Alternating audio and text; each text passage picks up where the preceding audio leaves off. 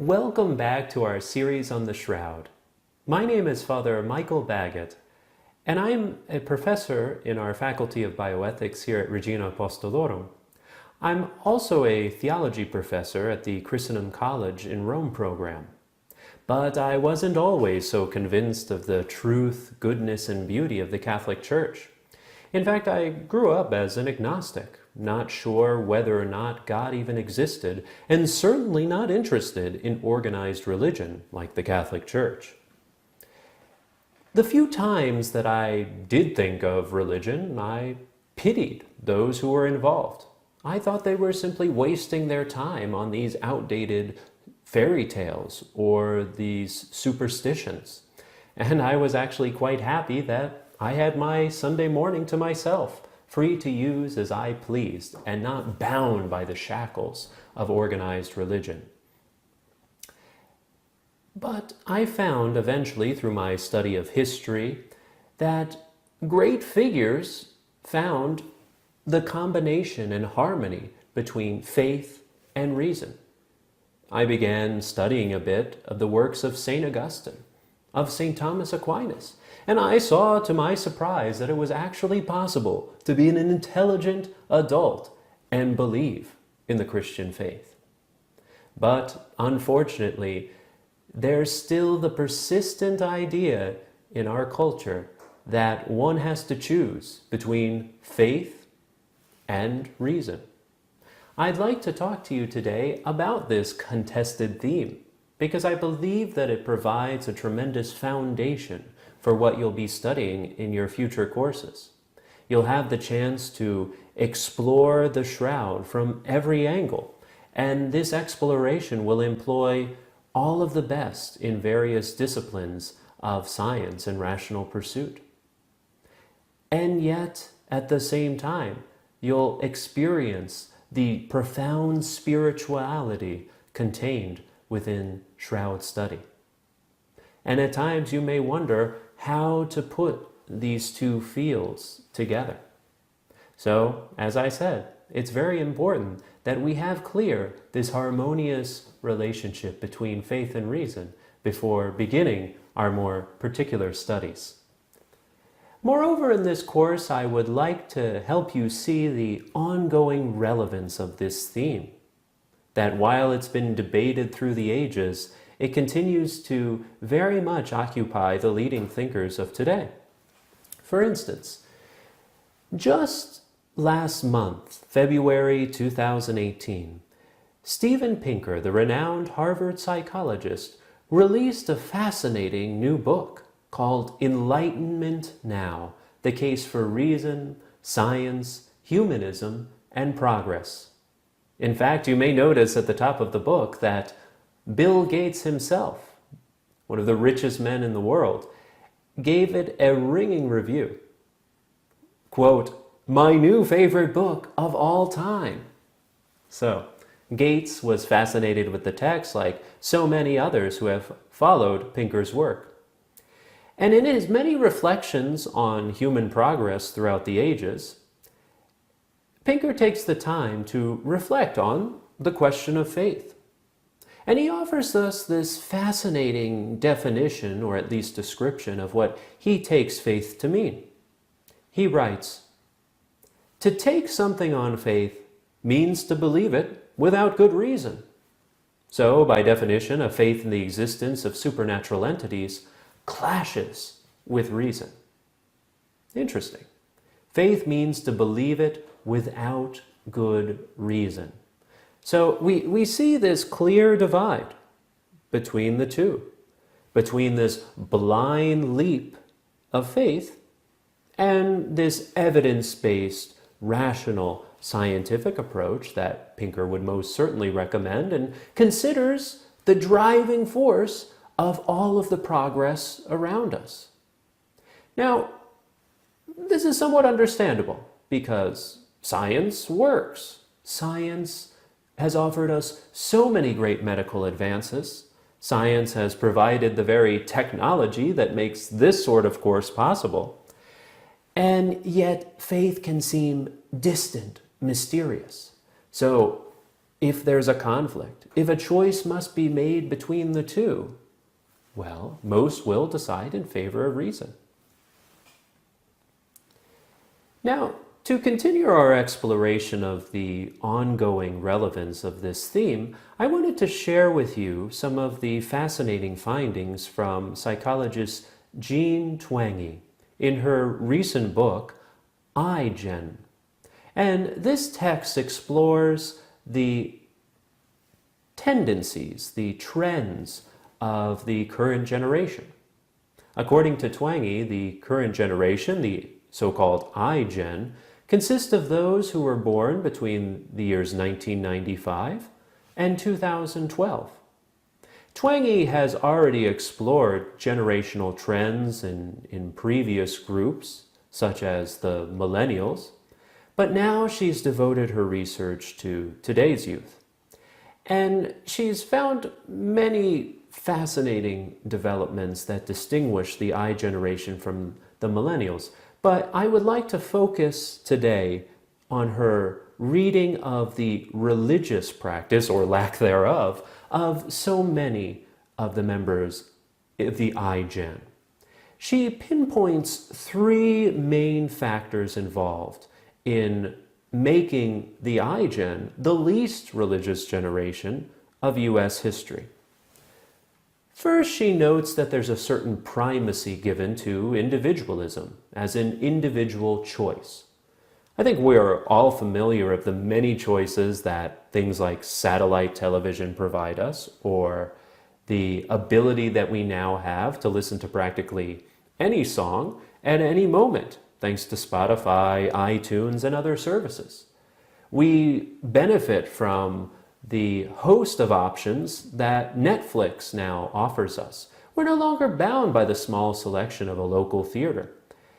So we're used to these sorts of choices, and these choices also have a primacy in more profound choices we make about our entire lifestyle, about our moral values, about how we raise our children, the type of families that we have. So it seems as though organized religion, which tends to provide a very concrete, clear set of beliefs, dogmas, a clear moral code with things that should be done and things that should be avoided, and a clear manner of worship for entering into a relationship with the divine.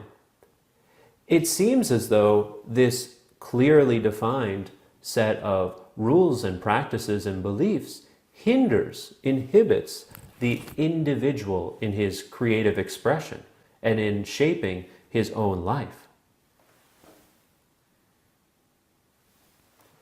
We also see the fear of a religious homophobia or an opposition to LGBT rights.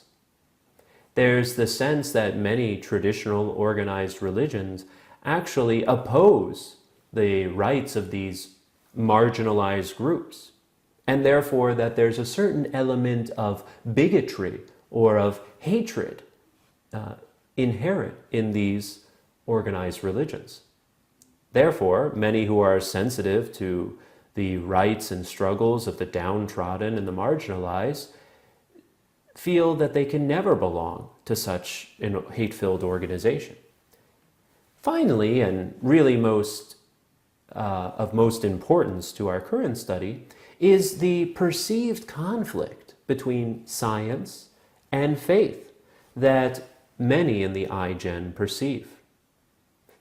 We see in the following quotation from one member of the current generation this perceived conflict and clash. I knew from church that I couldn't believe in both science and God. So that was it. I didn't believe in God anymore. Again, when science seems to work so well in medicine and in technology, we seem to have a clear choice if one must be made between science and apparently outdated religion. Now, this conflict, this perceived conflict between science and religion, is not new.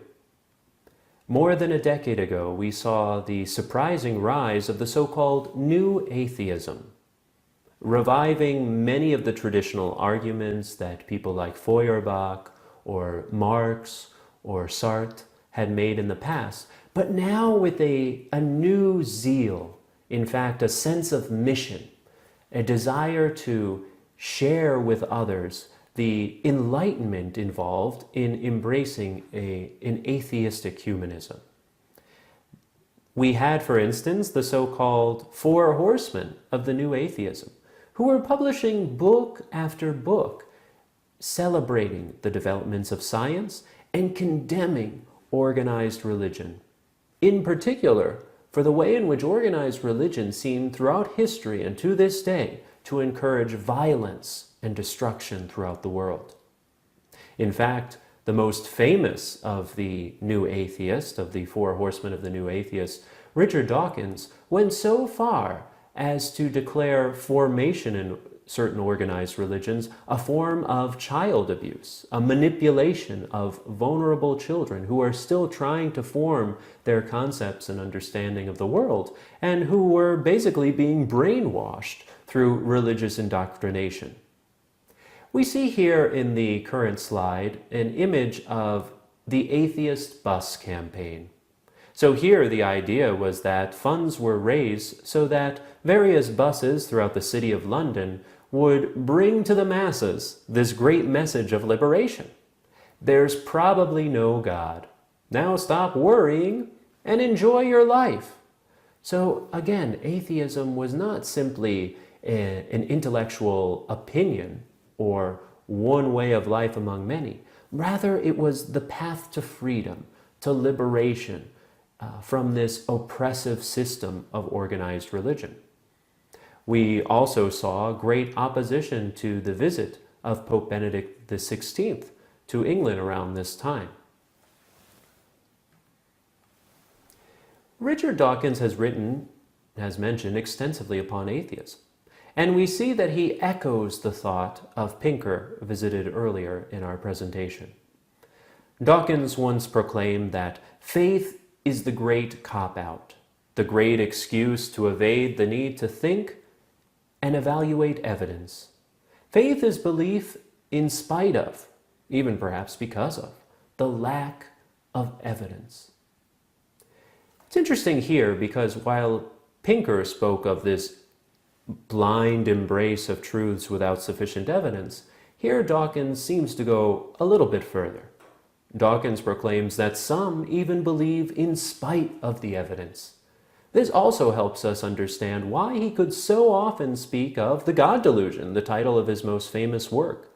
For a delusion entails maintaining a particular conviction even though the evidence is against it, even though there's a large array of evidence that contradicts this particular conviction.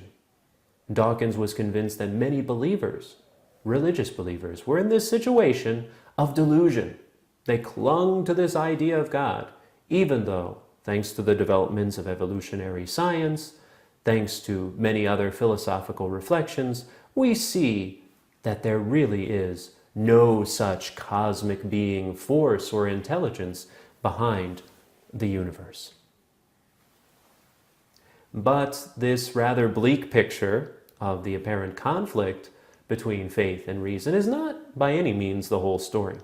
Historically, we found many important thinkers, great geniuses, who have found in their own personal life and work a reconciliation, a profound harmony between these two supposedly opposing forces.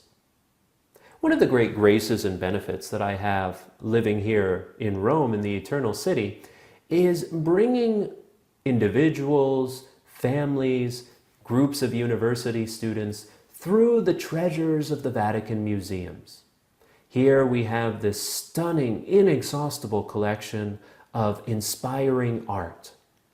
And one of my favorite sections among so many great masterpieces is the so-called section of the Raphael rooms.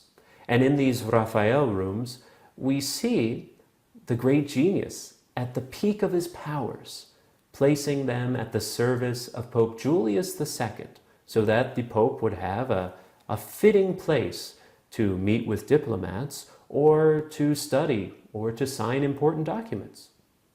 The most important and famous of these Raphael rooms is found in the room of the signature, where a certain library was kept for the Pope.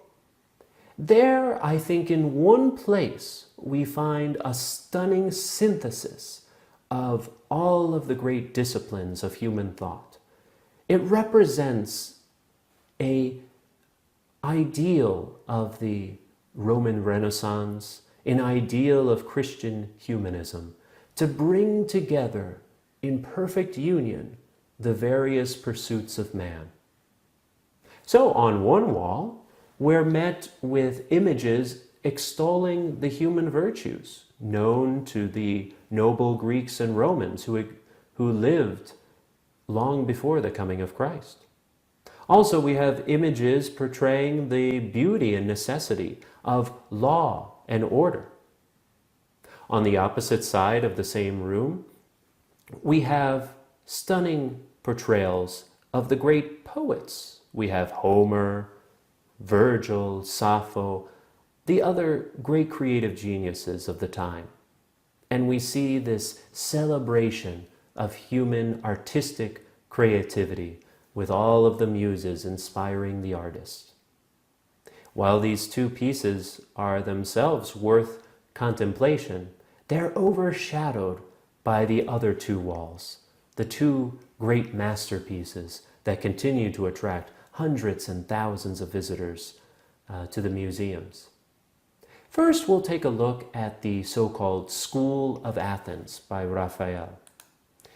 You've no doubt seen this picture before if you've had the opportunity to study Western civilization, if you've had the opportunity to take an art history course.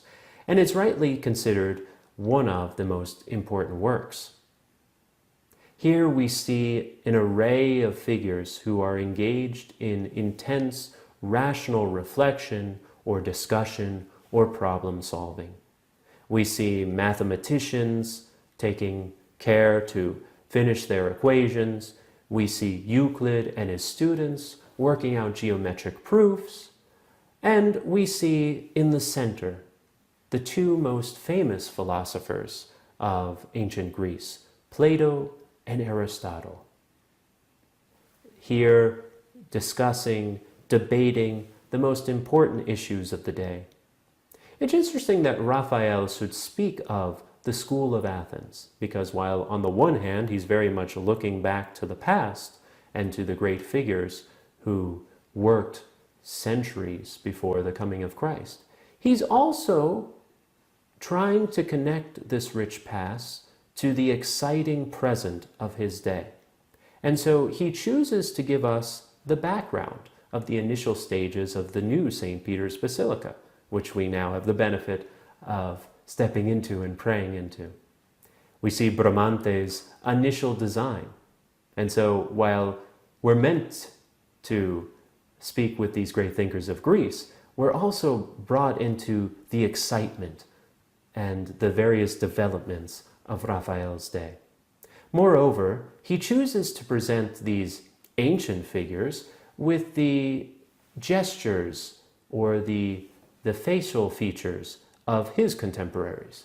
One of the most evident examples here is the figure of Plato, who actually has the facial features of Leonardo da Vinci, another great artist of Raphael's day. Here the message is clear.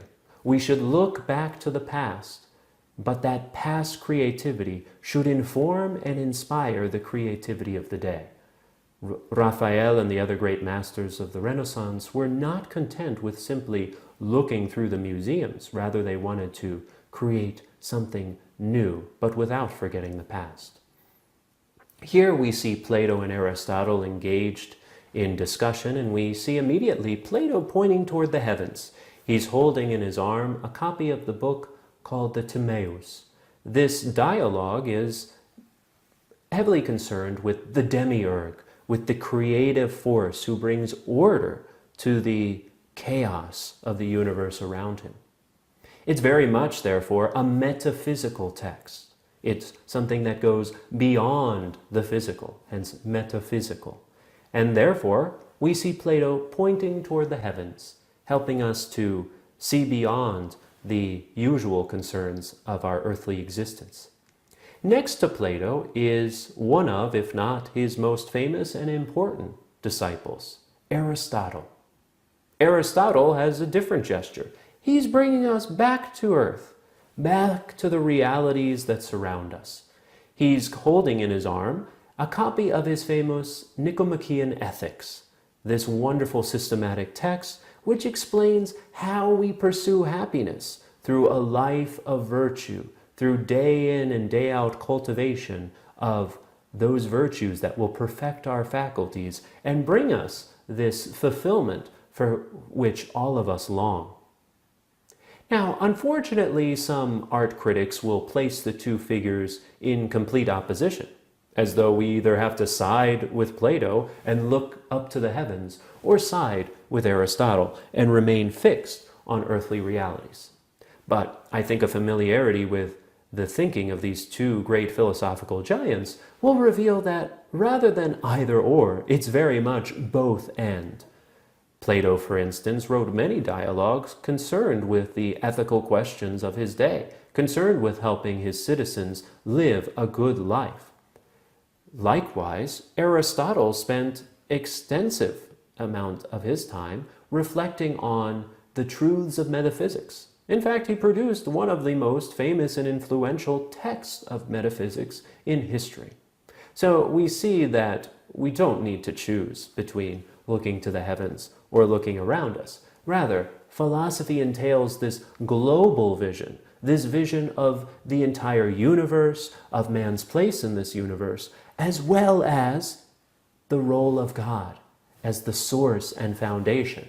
So Plato would speak often of the demiurge, or he would speak of the good as this great unifying source of all that is around us. Likewise, Aristotle concluded to a first prime mover. And so we see that these concerns about God were not restricted or unique to the revealed religions. Now, in this scene of great intellectual activity, we see the various figures engaged in their rational pursuits. And it's quite fitting that this image should overlook Pope Julius and his court during their own guidance of the Church. For the Church must always look to these great philosophical, mathematical, scientific disciplines to better understand the gift of God's creation. But for those of you who have been privileged to stand in the actual Raphael room, in the actual room of the signature, you know that this is not the end of the story. We can, in fact, imagine Plato and Aristotle coming alive, walking down Bramante's steps and crossing over to the other side of the room. And when they cross over to the other side of the room, they're met with the glory and splendor of Raphael's image, known to history as the Disputation of the Holy Sacrament.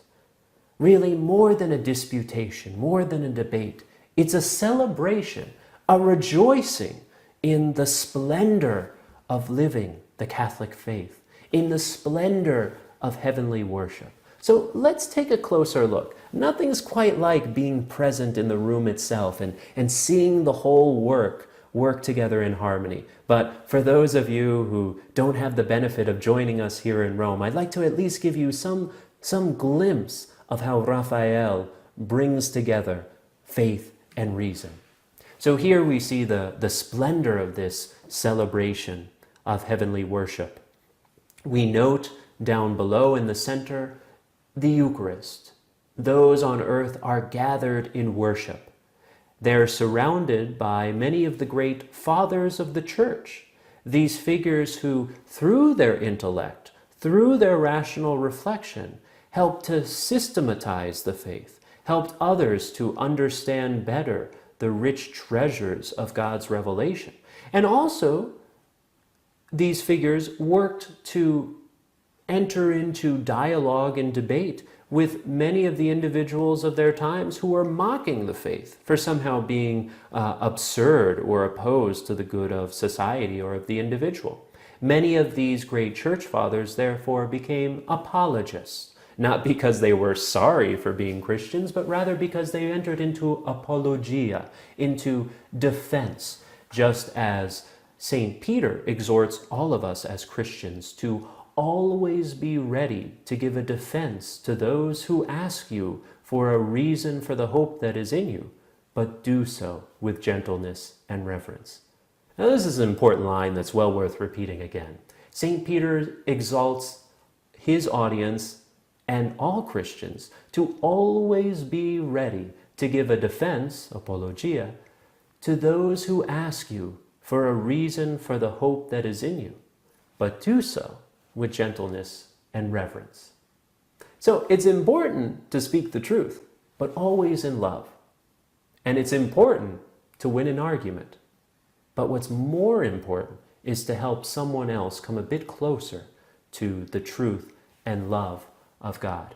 And winning an argument, but losing a friend, is a dreadful mistake.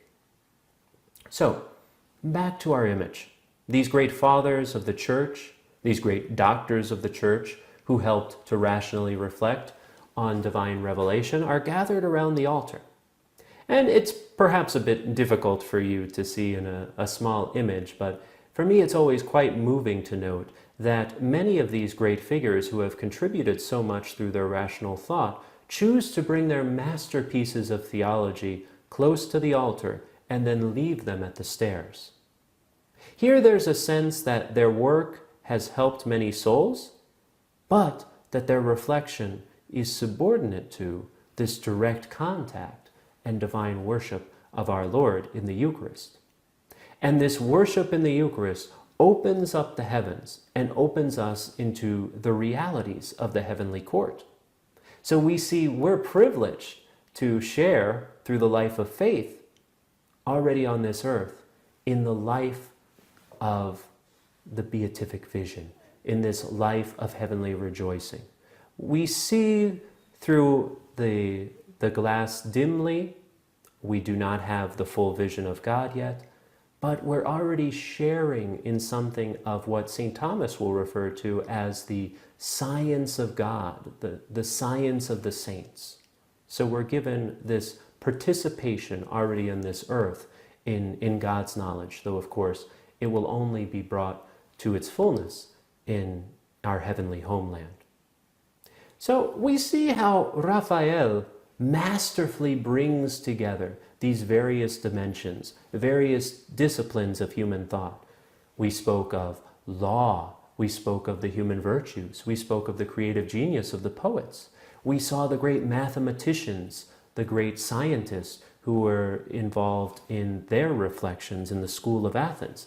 And now we see how the philosophers themselves walk across the room and find completion here in the gift of faith, in the celebration there of worship that lifts us up into heavenly glory.